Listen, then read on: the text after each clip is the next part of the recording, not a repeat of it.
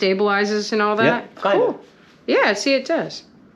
So, I've been selling windows for ages, and one of the things that we used to do in the window industry is we used to mechanically fasten the sides to the bottom. When welding came out and they were able to actually melt these pieces together, it was a far better way to do it. Because you can see this window, you can see how this has actually failed where the separation came up. They actually had water that seeped into the wall when this window was done. So everything we do is welded. But there's a hybrid system, this one right here, they call this the naked sash, and the window itself is the Shwinco window.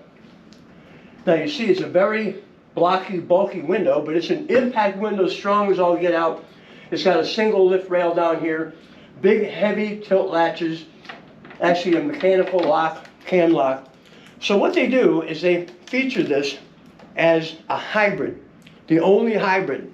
And they have aluminum in here going all the way around. Now what's really interesting about this is when you look right here, there's just one screw that's holding this, just one screw.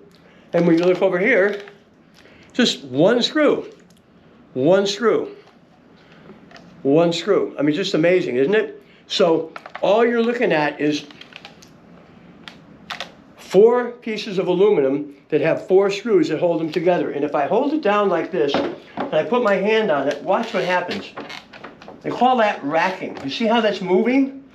I'm holding the bottom stiff, and the window is moving. In other words, this window will give, just like this one did, which is one of the reasons why we like the welded rather than the mechanically fastened frames. And by the way, the aluminum in this thing, all of the aluminum is rather light.